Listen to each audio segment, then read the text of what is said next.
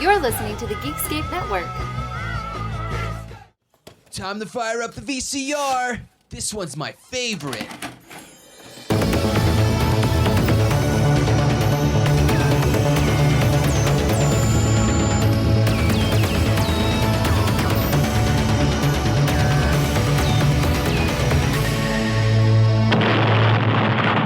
That was gold.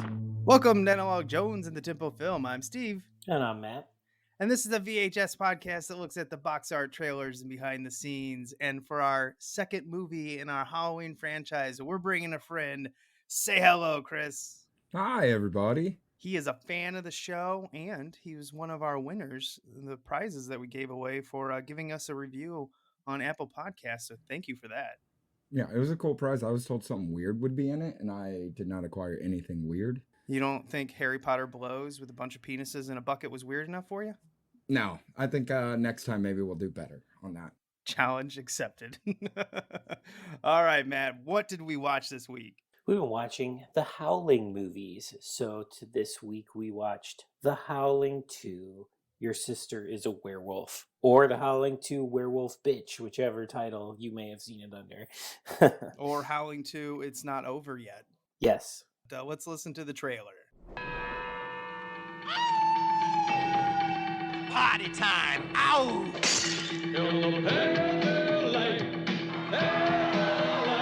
It's the rocking, shocking, new wave of horror. Howling II.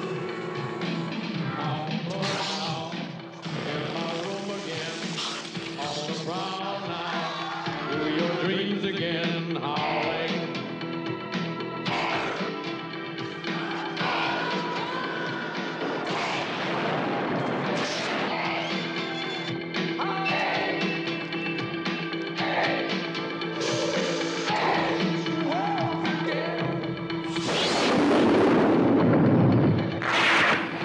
Howling II. It's not over yet. All right, man. I know you love this one. So what's your history with this?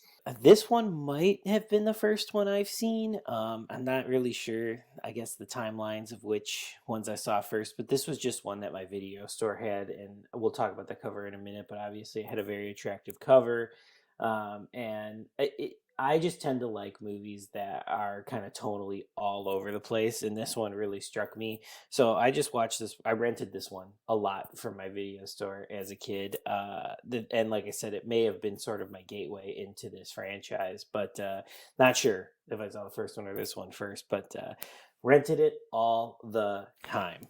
Yeah, I didn't watch this one until after college. I'd always heard of it. I think I caught this in a magazine that said, movies you haven't seen but you should. And then I just rented it and I was like, what is this? And this is also something that I showed Sarah when I bought the Scream Factory edition many years ago. And she thinks this movie's hilarious.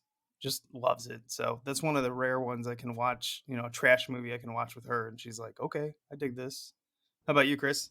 I don't remember watching it, but I remember bits and pieces. I used to just go to like my small town movie rental for dollar rentals and rent all the horror. Don't remember them though. So it's nice rewatching all this stuff again as an adult. Yeah, I miss those days. Going to a video store and just renting a shit ton of movies for like a few bucks and you just like spend a weekend. Yeah, they had $1 a day. It was great. Oh, $1 a day. Was it within walking distance? It was right across from my school. Ooh, that's dangerous. I live in a town of like 1,000 people. All right, Matt. This is the part of the show you got to guess the box office, and I'm telling you right now, this might be difficult. So we got a movie directed by Philippe Mora, screenplay by Robert Sarno and Gary Brandner. And Gary Brandner, who this is based off his book, Howling II, sort of based in quotations. I guess he likes this one a lot more than the one because he actually got to have input in it. He's not a big fan of the first one. Oh, well. Released in December of 1985 on a budget of possibly $3 million. Oh, I just heard someone say that figure. So movies out at the same time. Rocky IV, Spies Like Us, The Jewel of the Nile, White Nights, which I have no idea what that is. Sounds like a Christmas movie, I assume. And then Santa Claus, the movie, which is ironically not about Santa Claus. Let's see. That was a joke that didn't land, by the way. So just a bomb sound effect. I haven't seen it. We've talked about maybe doing it for the show before, but I've never even seen it. A lot of people say it's really depressing. That's probably why we've never done it. I'm thinking with those movies in mind, and then the $3 million budget, I'm still thinking low, but enough to warrant 5 more movies or whatever after this, 6 more movies after this. So, still gonna say low though. 5 million. That's my guess. You should have gone much lower. It was under $1 million. It was so low that Box Office Mojo doesn't even record it. It's hard too with movies in like pre 88. That's hard. They didn't keep as good a track of box office numbers as well, so I'm sure that's also difficult. But like you said, it also could have just not been a big success either. No, I was telling Chris before we started recording that the director kind of realized that people were going to watch this movie when he sat down to watch it in the theater. It's like, oh shit. It didn't run many theaters. I couldn't even get a number. Even the budget is a mystery. I just read somewhere that someone said it was about $3 million, guessing. So it's kind of a mystery. But this thing was really successful on home video. And a lot of these movies at this time period, this is where they made their money. I think the director on the Howling 3 behind the scenes said, like, this thing made between, after selling all these videos internationally and in the States, it was like $6 to $7 million. Well, that's good. So I ended up being close, but more with the video numbers than box office numbers. That's tough. This is just another one of those prime examples of movies that we're going to talk about that, had that second life on video, and this one even going on to become sort of its own little cult classic. I'm surprised people like it that much. You can only see 50% of the movie, though. It is dark. It is hard to see. Chris watched it on VHS. I only watched a little bit on VHS. I ended up switching because my tape was shit. This was a squeaker during the play. Oh, it's rough. I didn't know what to do. So I cleaned my VHS or cleaned my player. And I'm like, sometimes that works. Popped it back in, and it did work for a little bit. And then it started that squeak. It's in the cartridge. You got to take it apart. Yeah, I just switched to the Blu-ray. And I was like, oh, now I can see the movie. That's smart. I haven't seen this one on VHS in a long time because, I ended up having to watch this one on DVD. I have seen it on VHS before, though, so I kind of remember it being, pretty dark and muddy and stuff like that. But this has always been one of those VHSs that I've been looking for a while and haven't been able to get my hands on for a good price. So listeners, hook your boy up if you find it somewhere. Yeah, mine was not that expensive. I want to say I paid like $5 for this somewhere a long time ago. I got all of mine minus $5 for $45. Okay. Yeah. So you went eBay style? Yeah. It's the only place I could find it. I mean, I think collectors kind of just hold on to this one. Yeah, I would. Yeah, I mean, I wish it was a little cleaner, but whatever. Let's get into the box art here. It's a HBO Canon video, and mine, we don't really talk about the tape so much, but clearly mine was owned by a smoker. It's got that nasty orange coloring that I've heard a lot of people say that's because it was in an environment where someone smoked a lot. Yeah, that's how mine looks. Oh, so maybe it's just an ugly tape. Who knows? We got HBO Canon video, and then a little tagline here above is torture, death, and the destruction reigns supreme in the castle of werewolves. Oh, yeah. And then we got our sexy Sybil Danning here in her sunglasses on the front. And this always confused me as a kid. I thought this was a vampire movie. It does kind of look like it with the cover. Like it, or like, some kind of cross between the two. Yeah, and as a stupid kid, I guess I just didn't read Howling and figure it out, even though I'd probably seen the Howling at that point. Well, like I said, I don't even know if this is like the first one that I saw. So when we were younger and going to the video store, it didn't matter. If your video store just had part 2, you just saw part 2. You didn't even care what the continuation was. And you didn't know, if it was a werewolf vampire thing, if it was some genre mashup thing, you didn't know. Back again before the internet, kids. We just saw what we had access to. So It was just a fun Friday night with your friends. exactly. Oh man, sleepovers, and we got away with like renting some scary movies. Like my parents were very selective about what scary movies they'd let us watch. I don't know why. This one, they probably looked at the back and saw Sybil Danning's cleavage and said, "No, there could be nudity in here. You're allowed to watch people get slaughtered, but no boobies." Even though we got plenty of boobies in those movies, because they just let us downstairs and they're like, "Okay, watch away, bye." Let's see here. It's got a sweet font for the Howling II title, and then a subtitle underneath it. It's not over yet. I always like this one. It's stuck with me. How like the O is open, I guess like a wolf howling.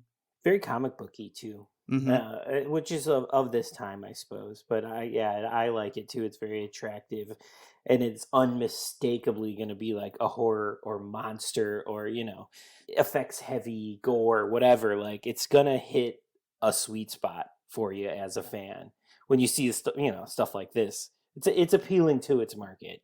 Yeah, and since Chris has got all three of them, he can probably see that all of them have someone tearing through the cover. Yeah, I can go grab the other ones too, but yeah, they all have somebody tearing through the cover. Yeah, I kind of like that. I don't know if the fourth one continues that because I can't remember what the fourth cover looks like, but I like that the first three here have that. It's cool. It's a nice relation to each other. Flipping over to the back, we see it's done by Hemdale. It's been a while since we've done a Hemdale film. The description here, convinced that his sister has been the victim of a brutal murder, Ben, an out-of-town law officer, determines to bring her killer to justice. Ben is approached by an expert on the occult who believes his sister has been the victim of a werewolf cult. To put an end to the evil perpetrated by the werewolves, Ben and his sister's best friend travel to the dark country, Transylvania, to a decaying palace where torture, death, chaos, and destruction reign supreme. We got 3 production stills here. We've got an actual wolf. I don't remember this in the movie. Kind of looks like it's a wolf in a museum, so maybe they just were walking around Transylvania, found one, and took a picture of it. And then we got Sybil Danning with her cleavage all hanging out in that badass costume that she can barely walk in. And then we got Ben and Jenny kissing, and Jenny's covered in blood. So there you go. I guarantee a lot of people rented this movie off of Sybil Danning's cleavage. Yeah, most likely. And they got what they came for, No, especially if they stayed for the end credits. Yeah, it repeated 17 times. Yeah, and she got that cut down. It was more. She went to the producer and like barged into his office, and she's like, "I'm not gonna, do any publicity for this movie if you don't take that out." And of course he did. And she's like, "But I got it down to 17, which is good." I'm like, "Well, how many were before?" How did they decide on that number? It's funny though, because they've got all the characters reacting after she rips. Yeah. I wonder if there are more times of her shirt ripping open in the end credits or appearances of the song. Which one happens more in the movie? How many times does that song needle drop throughout this film? Is it also 17? That is the entire soundtrack. I know. There's got to be at least another song, right? I didn't look up the soundtrack. I didn't notice one. This was like they didn't even have like atmospheric like songs going on in the background. Oh shit! Yeah, I'm not seeing anything in the soundtrack, so that's awesome. Hey, they got their money's worth. Yeah.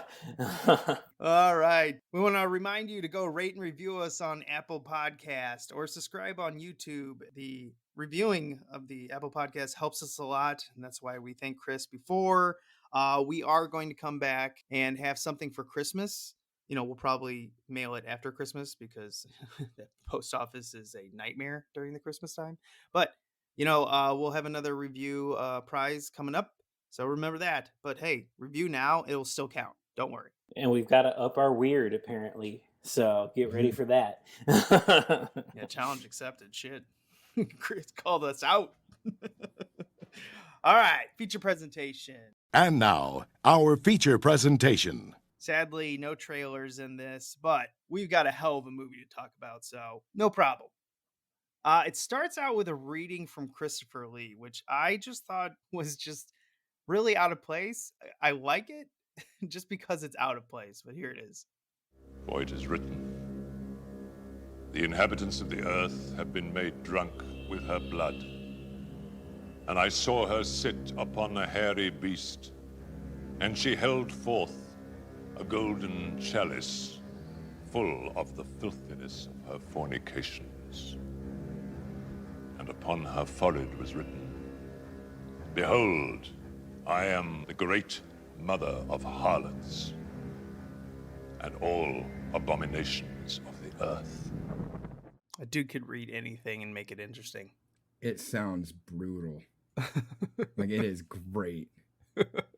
You know, I heard that Christopher Lee didn't like love doing this movie, whatever. But like he sounds amazing. He is committed in the movie though. Like he may not have loved doing it, but like that's the thing you do. You go and you get Christopher Lee, you're still gonna get a good performance, and he's gonna give you creepy shit like that. Yeah, I mean, I know he really hated working with the Ginny actor. Oof, he thought she was awful, and she's not good. He's the only good performance in the entire thing. Yeah, I mean, Ben's fine for a B movie, but Ginny, yeah, I could see what he's talking about. She seems like just lost. And what was bizarre is I kept looking at her and I couldn't figure out where she was from. I'd seen her, and then when I looked her up on IMDb, she's the woman who tries to, in Beetlejuice, get them to sell the house. She's like, I did all the interior design in this. So she got much better. She's in a lot of stuff. She's had a nice career, but this is not one of her highlights because I noticed she didn't come back for Scream Factory's behind the scenes or anything like that. She was the only one of the main actors that didn't. Christopher Lee, of course, didn't because he died the same year it came out. That's a little unfair. But anyway, yeah, it starts out in the funeral. And I love how Christopher Lee comes up right to him, gives him a card, the occult card and everything. And eventually somehow tells him, I think your sister is a werewolf. I was like, ooh, Christopher Lee, timing's a little bad there. Just like this movie just kind of starts right off, like no, you know, like you just get in with that Christopher Lee stuff. It's like that's how he is in this movie too. He's like, your sister's a werewolf, we should go to the motherland. And then he's just like, yeah, you know, you got to kill him with silver bullets, and he talks about stuff. But did you guys catch that they mentioned that the blades were made out of titanium? And I was so confused by that. It's because the one babe werewolf is immune. So he has to have titanium for her. Oh, I didn't catch that. So Stirba's immune to silver? No, the other one, and I can't find her at all on IMDb. Oh, the other one that was in the threesome? Yeah, I think it's Marsha A. Hunt. Oh, no, she's as Marion. I think it was Marion. Oh, I didn't catch that. So that's why they kept saying titanium. All right. I just love how, you know, they go immediately. They're like, okay, well, let's go stab my sister and make sure. I think he was just going to, because Christopher Lee is going to go no matter what.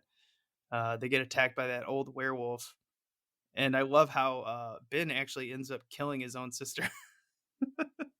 Shoots her. But that old man werewolf makeup was pretty damn good. I caught that right away. Oh, the wolves look awesome in this movie. Just period. I'm not going to go that far, but this one did. For what this is, they look awesome.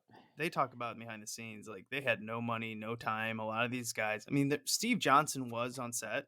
He's, you know, done everything. So he helped a lot, but he was talking about they had costumes that were apes. There's only so much you could do. And most of it was trying to get the faces to look cool, but there's just not a lot of time. And plus they were working in Transylvania. You know, it's not like they were working in nice shops in LA. Yeah. And I think I'm a little easier too on this movie, considering like, you know, 4 and 5 withhold the werewolf until the last literal 5 minutes of the movie. So any little crumb they give us in this, I'm going to be happy. 10-year-old me would have been stoked. I mean, 36-year-old me couldn't tell until you told me, but 10-year-old would have been over the moon on this. I just love that the line that they stick in, or Christopher Lee's, is just like something about evolution. So they've got to jump from man to ape to wolf, I guess. He says there's a line of evolution from man to beast, and on her 100th centennial, it's gonna complete it. That's why he wants to kill her in time. Some crazy sci-fi bullshit line. I love it though. Never has to make sense. Nope. just get going. And then they immediately go to the dark country, Transylvania, and we go to this bizarre festival that's going on, and these people, running around. I just love how they get there, and then Ben and Ginny are like, "Oh, time to get down to business," and I'm like, "Wow, that was quick." I wrote about that. Yeah, it is. That is like, hey, it's we're in a weird country and a bunch of shit's going on. You want to bang? That was quick. Yeah, There was nothing in between there. but oh yeah, you know what? I forgot to mention that before this, we get this song in a club. On the prowl now, do your dreams again, howling.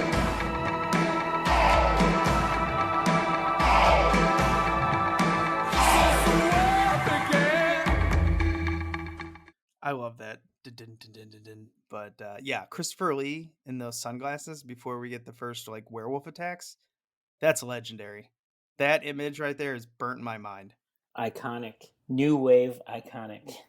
I wonder how many bands use that image of him in those glasses back. Yeah, I mean, I don't know if anyone ever has, but they should. There's not enough.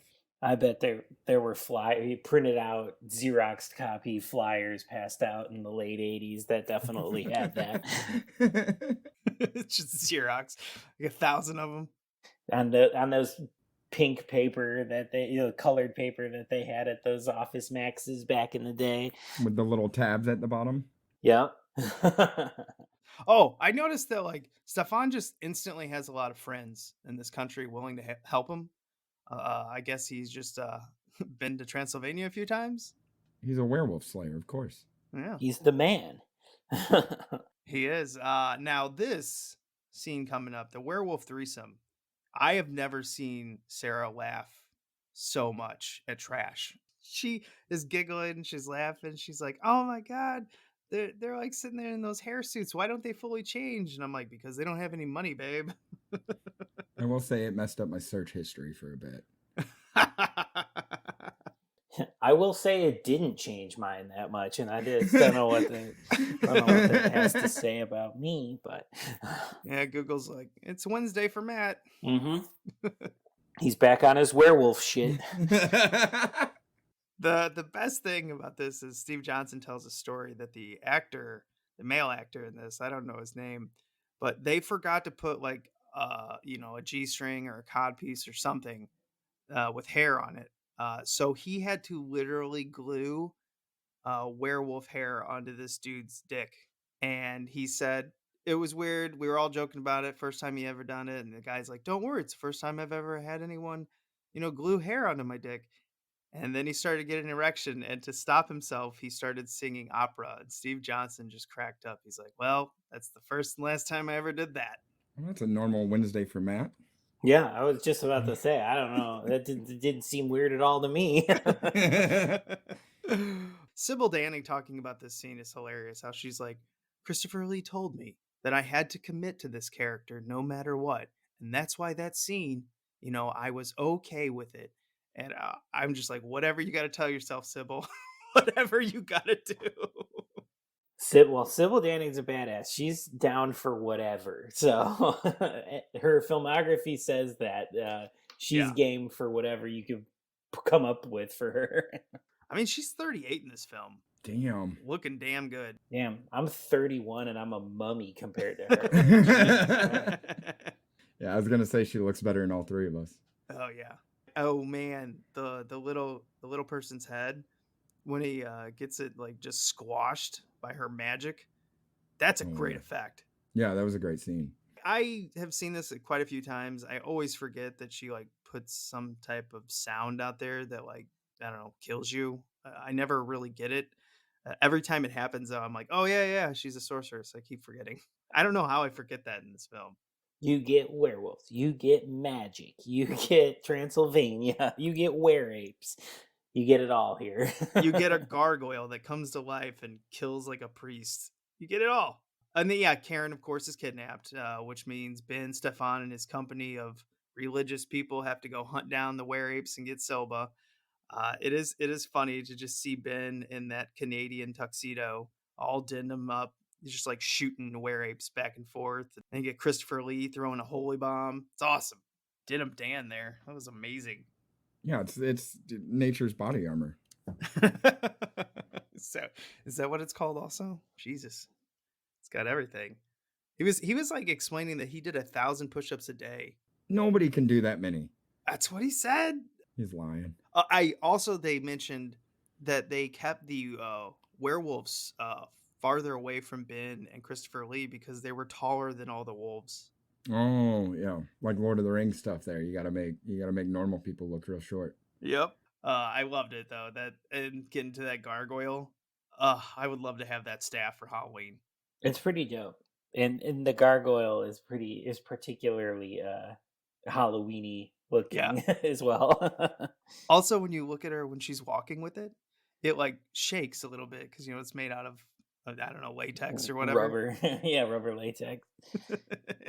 I love it. One of her scenes when she was wearing the sunglasses, which end up getting put on the cover, that was an accident. That wasn't supposed to happen. She got a body massage and a face massage, and apparently some of the oil got in her eyes, and you can see it throughout scenes in the movie where sometimes her eyes are mostly shut. Yeah, it's because they burn like hell. I thought that was cool because then that becomes the cover, the iconic cover.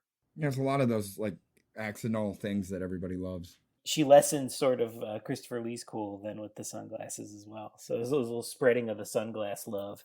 Yeah, and then when they get to the castle and everything, and the only part in this film, and I guess it just matches the whole thing, when he hugs her and this like all these lights are coming underneath him, and I guess he's casting a spell and they end up both dying, and we find out that they're brother and sister. That was the only thing where I just was like, oh, there's not like a really cool fight. I guess they didn't have time or money. They just like did a bunch of lights around them and they're both dead. I thought the ending was cool. You like that? Yeah, I thought I didn't catch the brother and sister part, but yeah, because then occasionally they'd cut to her and she'd be an old woman, and I guess she drank the blood of her victims to stay young. Was that in there? I think you're right. I think that is what is happening here. Is that how she's staying immortal? Or have I just seen way too many horror movies where they do shit like that? No, I'm thinking that's what's happening in this one. How is he not 1,000 years old then? Holy shit, you're right. How is he staying young? But he's is he like a sorcerer though? Like, is he still like magic, even though he's not a wolf? What if he's a Democrat and he's drinking the blood of babies to stay young? I mean, that'll do it too. Yeah, that's right. Underneath a pizza shack. Yeah, I mean, I love Pizza Shack. I mean, that's where you get your best baby blood. Yeah. Everyone knows that. So they go back immediately, which is pretty funny, where they just immediately fly back and they get, I think this is the director or the producer's apartment they're in. But can anyone explain to me what they're trying to do at the end here? Is it supposed to be funny or like a last scare? Both?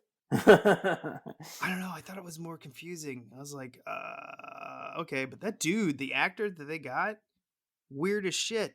And I thought it was the director at first, but I don't think it is. Yeah, I think all they're saying with the ending is just like the werewolves are here and they're running rampant still, And then yeah, they just have like this. Is it like a kid or is it an adult? Like what is this final thing that we're seeing? I'm just wondering if this is why we got the credits next that were cut together, because someone saw this ending is like, oh, we need something better than that. And they're like, well, we do have Sybil Danning tearing off her top. I've got an idea. Oh my gosh. When I first watched that, because I showed it also to Sarah just thought that was the most amazing end credit she's ever seen. And I'm like, well, it is. It's to the beat of the song. Yeah. And then the reaction shots when Jenny's on the pole and her eyes get huge, that reaction shot was the best for it, I thought. Yeah, and I liked when Christopher Lee does like the crucifix on his chest after one. Love that. Yeah. And then some of the creepy Ukrainian people, that older man with the big eyes he gets, that was pretty good. Which this movie was recorded behind the Iron Curtain. They say a lot in the behind the scenes. Just a really oppressed country. Mm-hmm. And they said the food was awful. That was one of Rob Brown, who played Ben. He was also Captain America. I don't think we mentioned in like the late 70s. Have you guys ever seen those movies? I have. They're pretty fun. They're honestly pretty fun. They're like TV movies from the 70s, but they've got some fun stuff in it. And Christopher Lee is in the second one, so the connection with this movie. Oh, that's pretty good. Are they bad? Yeah, they're not like the 90s Captain America kind of bad, but they're like 70s TV movie bad. You know, where like the first hour of it's mostly just boring exposition, but then like in the last 45 minutes or whatever, 40 minutes, you get your Captain America action, you know, and goofy 70s costuming and stuff like that. Good. I love bad movies. I'll have to look into them. I noticed he was in a motorcycle helmet. Yeah, that's the look. Well, yeah, I could see why they did that because he probably rides around on a motorcycle. He does. The last thing I'm going to say on him is Captain America. Is his shield made out of glass in that? It looks see-through. I don't think it is. I think it's still supposed to be whatever Captain America, vibranium or whatever's Captain America's thing is. But it might be like it might just like kind of look translucent or whatever. But I think it's supposed to still be the stuff from the comics. I would actually like to watch those one day. I think Shout Factory came out with them too. Yeah, they're out. You can get them pretty easily, and like they're fun. They're just like fun TV movies to throw on. They're a little slow, but they're good. They do the trick. Yeah, those 70s TV movie type things. Yeah, they can drag a little bit. They got to fill some time. Yeah, some talky. Yep. Yeah. So, do we recommend Howling II? Yes, thoroughly. Yeah, absolutely, wholeheartedly. Like this, it's a horror comedy, but it's not super heavy on like jokes necessarily. It's just weird, and it's got this bizarre tone to it, and it kind of I don't want to say like, I mean, we went through it pretty fast. It's not that it's plotless. It does have like a plot, but it just kind of is free with it in terms of just like, we're just going to be a wacky, weird movie. You know, there's werewolf orgies and threesomes and stuff like that in it. And like, it is played for laughs, but it's not super jokey. And we'll get to kind of jokey with the next movie. This one just walks this weird line that I really like. So I wholeheartedly recommend this one. And somebody's got to hook me up with a VHS of this at some point. So you got to watch the VHS. You don't know what's going on half the time. Like, it just makes it even weirder. Yeah, that's the VHS that I rented much throughout the 90s, that very dark HBO video one. So yeah, the HBO one's really dark. They were saying other ones are like super bright to fix that, but yeah, I have the HBO version. Yeah, that's the one I remember my video store having. So that's what I'm ready for that again. I need that experience again. It just flashes of weapons and like white shirts and then just some moonlight on a face. Perfect. Yeah, even the day scenes they just kind of look like gray and overcast and everything. Because I remember in the funeral, because I got to that part in this before I got tired of the VHS whining at me. You just look and you can't really see the backgrounds too well. You see the sun coming through the trees and the leaves and everything, and it's a fun movie. I mean, yeah, we did go through it fast. It's got stuff in there you just don't see in other movies, and that's kind of what this director does. And he's got a fun, sense of humor. He knew what he was making. Now the studio didn't so much like what he was making, because I know he shot this as a horror comedy because, he had ape suits from, Planet of the Apes that they bought, I guess, from Universal. And the famous conversation where he called his producer and he's like, hey, these are ape suits. I can't make a werewolf movie with this. And the producer said, you're creative, figure it out. Basically hung up on him. He did. He figured it out. Yeah, he did great. Now, he sent in his copy to them and then went on and started to make his other movies. And he said when he finally saw this in a theater, I think he flew home maybe to watch it. And I don't know where he watched it exactly, but they had recut it to make it more serious. And I think that's what makes this movie such a good, bad film, is it's tonally kind of just like back and forth. And you're like, wait, is this a real like scary movie? Because then you have some goofy stuff when you get to the like old country, or I mean the dark country. Sorry. Don't want to get in trouble there for messing that up. But yeah, this is just a fun, good, bad film that you just have a good time with. And I think this is a perfect party movie. Oh, absolutely. with those end credits too, especially. I mean, if you've got this muted, or you're just bumping this song over and over and over again at a party or whatever, it's definitely attention grabbing. And you were mentioning the sort of recut. I do think this is a movie that benefits from being sort of Franken-movied together here. It just adds to the weirdness in the tone of it. I think if it were just a straight up horror comedy, we would have gotten 3, which, spoilers, I like, but I like this one more. Ooh, there's gonna be a battle in 3 then. I love it. It's the reason all the time cuts exist, most likely, where they just skip stuff and you don't really know how they even got there. They're just there now. And it almost is like, I don't care. They're there. I knew they were going to get there anyway. Yeah. Well, yeah, there was like a touching moment where Ben was talking about how much he misses his sister or something on a plane, and then Jenny's like, "Oh, I'm falling in love with this guy," and then they get to the hotel and bang, and it would make sense. Yeah, they go from strangers to not strangers anymore, real fast. And then they appear to be living together at the end of the film. Somebody else moved all their stuff together. That was quick. If that's where they're going to end up anyway, I don't need the fat. Just get me to where I'm going, you know? Well, that's the kind of thing about these straight to video. Well, this wasn't straight to video, but let's be honest, is it lived on video, found its legs on video. That's what's great about these. You can just cut the fat on a lot of them, and people don't care. We're not here to watch like a grand story. We're here to watch some fun, and it did it, nailed it. Yeah, I don't need to see them falling in love. Just give me them boinking in the hotel room, and I'm good to go. I don't know. I want that director's cut. That would be fun. I bet that doesn't exist either. They just burnt it. It never will. No. All right, let's go on to the museum.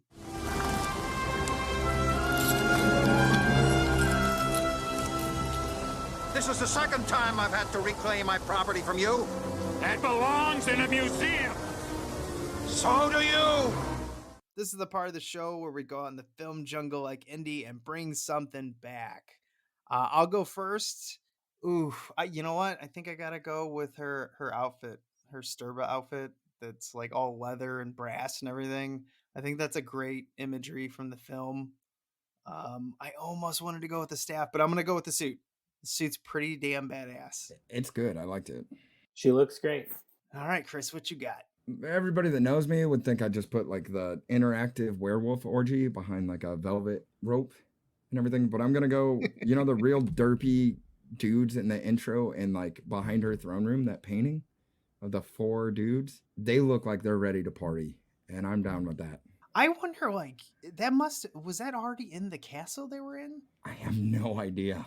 Yeah, because, that'd be nice to know. I wonder if that was a custom piece that they put up. That was huge. Every time I seen it, it made me happy, and I was like, yeah. I also like that you brought up the werewolf orgy. That was madness. How could you not bring it up? Some of those people looked like they were really going to town. It was real. It looked real. It was Wednesday. What do you got, Matt? I'm gonna kind of go down the vibe that you guys are going with, and maybe not so much the werewolf orgy, but like the new wave sort of look about the movie, which includes like Christopher Lee in the sunglasses, and it includes kind of Sybil Danning's outfit and her in the sunglasses, the band playing the song. Like, so I want to sort of deck out this section of the museum with sort of all of these costumes and all these looks and this just the new wave vibe. So you're going to step into my corner for this in the museum. The song's going to be playing, the band's outfit's going to be there, the sunglasses are going to be there, and it's going to feel like you're stepping into 1985. That's a good choice. A lot of people might think that the first Howling is the better film and everything, but I guarantee you the Howling 2's like wing of the museum here is gonna look a lot cooler. Just way more fun.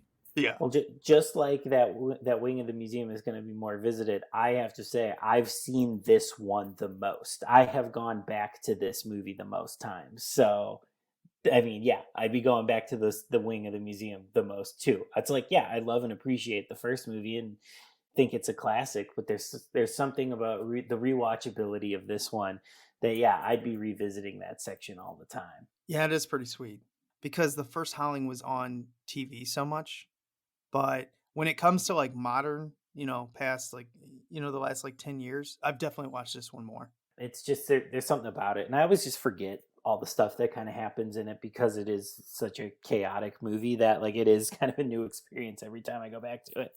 That's the point of rewatching them. Like the first one's just too serious, and then when they get to the island, it's just kind of drags for a bit. And it's like good. It's like solid movie making, but yeah, Yeah. like there's something about the looseness of this. You can't hang out with your friends and talk shit on a movie that's done good. Yeah. This is the perfect movie to hang out with your friends afterwards and talk about, or like what someone watched for the first time and watch their head explode. All right, let's talk about what everyone was watching. I got Scream Factory's edition of Alone in the Dark, and that is a movie that needs to be watched. I'm glad that they came out with that. I knew about the VHS because it's really hard to find one of the early New Line VHSs, but I never got to see it. I knew it was crazy. Everyone told me it was bonkers, but you know, Scream Factory comes out with it, and I can tell you, you gotta watch that. It's 90 minutes of some weirdness, and it's fun. Now, you want to talk about another VHS that's dark? That movie too is really, because I've got that VHS and it is pretty muddy. Well, if you ever want to sell it to someone, you can pay for a really nice dinner because that thing's like $150 now. It's a tough one. It's a weird movie. Dude, Jack Palance is just perfectly over the top. Same thing with Martin Landau and Donald Pleasance in that. Pleasance. Oh, Pleasance is such a weird doctor, especially, you know, since I've watched some of the Halloweens this month. And that one, he's just like, it's pure evil. We got to kill him. And in this movie, he's just like, you must love them. They're all children. It's so weird. I love it. Yeah, it's a good one. I'm glad it's going to have kind of a second life on Blu-ray now with Scream Factory putting it out. They did a good job too, and it's really well put together, and it's not dark. I can tell you that. You can see everything. Excellent, a good cleaned up job. Is it Alone in the Dark from 1982? Yep. Okay, because I was just getting video games and a remake. I think like there was one in the late 80s too, or early 90s. Yeah, it looks early 90s, and it's like Resident Evil style. Nope, definitely the one in 82. Oh, Jack Palance. Yeah, the poster for that looks way better than the other movie. All right, Matt, you've been watching anything this month? Yeah, I mean, I'm trying to get in some spooky stuff for Halloween, and I've been watching a lot of series lately, some franchises. I've been going through. I'm not going to go through my opinions on all of them or anything like that, but like I've been doing this Halloween the Final Destination series, the Exorcist series, and the Hellraiser first half of the series. You're a bold man. Going through those have been interesting. We're kind of in the center of all the series right now of those three, and like that's where things kind of slow down. How many Exorcist movies are there actually? 5, and basically because there's 2 versions of 4, so there's 5 movies. Okay. The series is really good. I liked it. I need to watch that. I've never seen it. I've seen them all the movies, so now I'm just kind of going back through them. But I do think, you know, come sleepy cold November, I might be putting on the show because it's on Hulu now, and I never saw it, and I keep hearing good things. I mean, it dies down there at the end, but it's good in the beginning and like the middle. Nice. Yeah, it's not that long either, so I think I'm down it's to like 3 seasons. Perfect. Yeah, easy. So I think I am going to go through that after I'm done with after I'm finished with the movies. All right, Chris, you been watching anything other than Howlings? Not really. I've been busy, but I watched Squid Game. I binged that the other day. It's really good, actually. If you like depressing ass Korean cinema, it is really good. Yeah, I've heard fantastic things. The guy at work that just keeps pestering me to watch it, and I'm like, I'm gonna get to it. It's Halloween season. It's hard. Tried to make it like 15 years ago, so it lines up with a bunch of those old like Korean and Japanese like gore films. It's got the same vibe. It's depressing and sad and vibrant and violent. It's good. Yeah, those Koreans and their they got something. They definitely have their own shtick. Their madness. I think it's cool that like I haven't watched it or anything like that, and I just right now I'm having a hard time with like depressing stuff, so like I probably am not gonna watch it for a minute, but I'll get to it eventually. But I do really like that, like much like our 2000s kind of J horror thing, we're kind of in a K horror phase right now, and I dig it. Yeah, it's good. Yeah, and it's nice because we get such a plethora of stuff from other countries now with the streaming services. It's pretty cool, you know. A lot of the stuff that we just never got to see back in the 90s or 80s because like we said earlier, whatever the video store had, that's all we That's what had. you saw. And I know they weren't going to be like bringing in any Japanese or Korean stuff back in the day. That's why I like trailers so much. That's how you requested movies. Oh, really? Yeah, I could request movies. They'd try to get them. But yeah, I'd just watch all the trailers and write them all down. Well, you were a much smarter kid. Well, you're also luckier than I, because my video store was like, we got what we got. Yeah, we would write in suggestions every once in a while for the full moon stuff that was on the full moon, you know, like the trailers for the full moon. And I don't think they ever got any, maybe like one or two, because they're like, kids, no one's freaking written these. Yeah, and they cost a lot for video stores to get unless Yeah. they do the legal method of just buying the DVD and renting it. Hey, I still have fond memories of just renting the weird stuff that they'd occasionally come about, you know. You always knew they probably bought them in a package. They're like, Yeah. okay, if you buy this popular one, you get these two other whatevers. And then we were always like, oh, the whatevers. We want those. All right, well, that will end it this week. Chris, thank you for coming on, but don't worry, folks. He'll be back for number 3. And we'll say goodbye, so remember to be kind. And rewind.